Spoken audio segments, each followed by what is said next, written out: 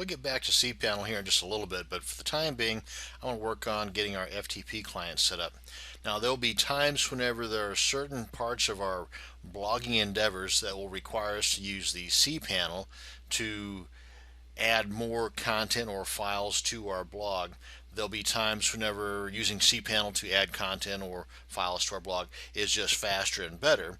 And then there are times whenever an FTP client is faster, better, and or is the only way to add that particular type of file to our blog. So having the ability to use both your cPanel control panel and an FTP client to add to your blog's files is good knowledge to have. So with that said, we'll be back to the cPanel here in a bit, but for the time being, I want to show you how to get a hold of an awesome FTP client. It's called FileZilla. You may have heard of it.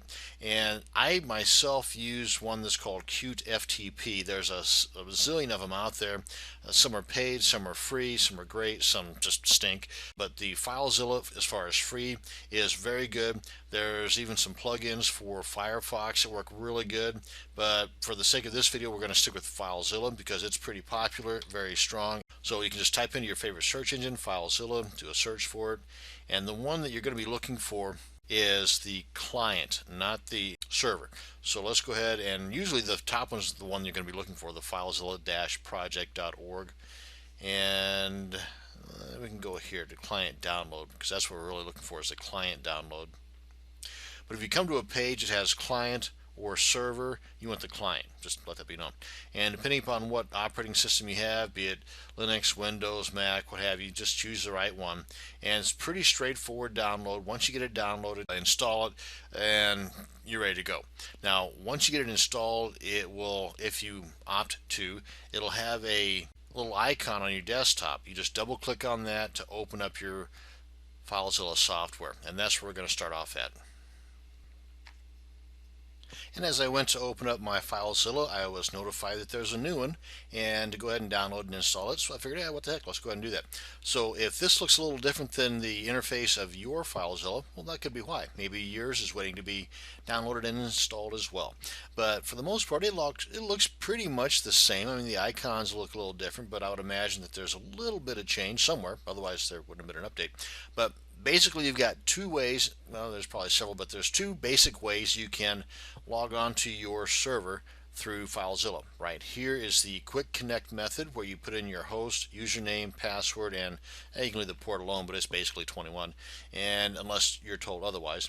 And then another way is a more permanent way. If you want to use FileZilla consistently as your FTP client, then using this method, you can come over here for a what they call quick connect, and just as this is here, I have no idea what that is, but you can go ahead and just click on this, and this will keep a running tab of all of those domains that you've logged into using this method here.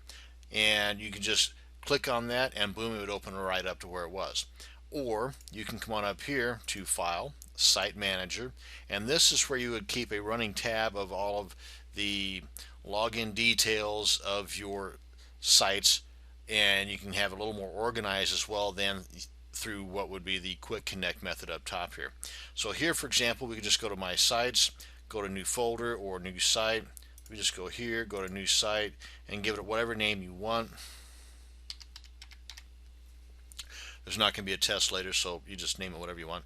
And then come on over here to the host, port, server type, and all this good stuff here is stuff that you would have received in that original email from your web hosting company. So what you're looking for here as far as the host, that is your domain name. You don't need the HTTP or the www. So in the example that we've got here, this is that example that I had showed you in an earlier video on the organizational tips and techniques and whatnot. So using this as a guide to go by, this is what we've got so far. Okay, the rest of the stuff here is just waiting to be filled in. So these are just placeholders.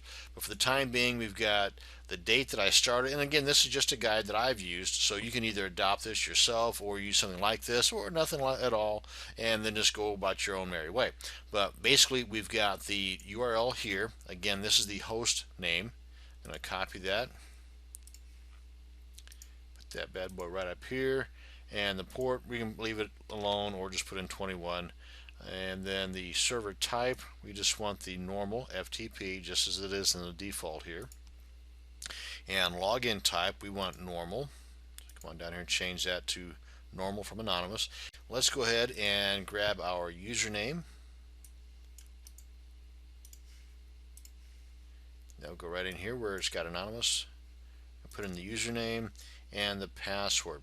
Now this would be a little bit different setup whenever we get to the subdomains, but we'll cover that in an upcoming video, so you'll just have to hang on and wait for that one. And then we've got the password here, and this should go without saying, but hey, I'm going to say it anyway. With the password, you want to be careful not to have any blank spaces. If you're going to copy and paste like I'm doing, you want to make sure you don't have any blank spaces before or after.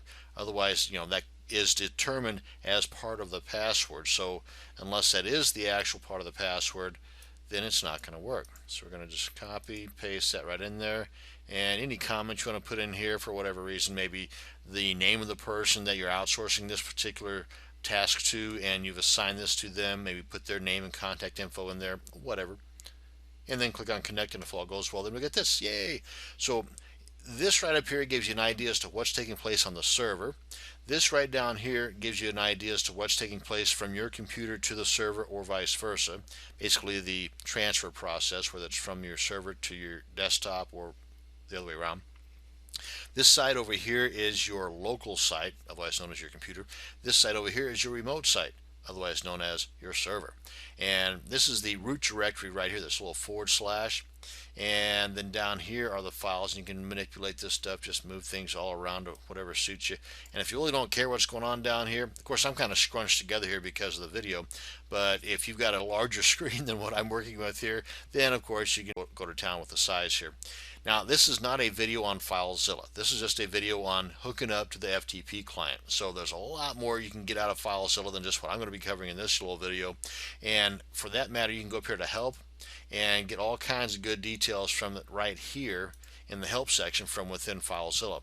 There's plenty of tutorials online that can help you cross the T's and dot the I's and learn much more about FileZilla, but for the sake of our videos, insofar as creating and updating and tweaking our blogs, this is enough.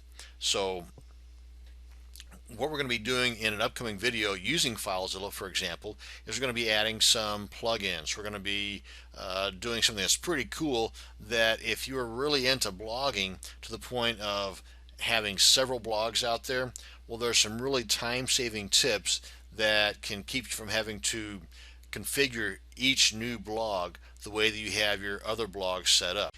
And this is just a quick introduction as to how to hook up your FTP client so that your computer can talk to your server. And in upcoming videos, we're going to be talking about how to upload files and create directories and folders and all kinds of cool stuff on your server through the use of your FTP client. So thank you very much for watching this short little video. You have a great day.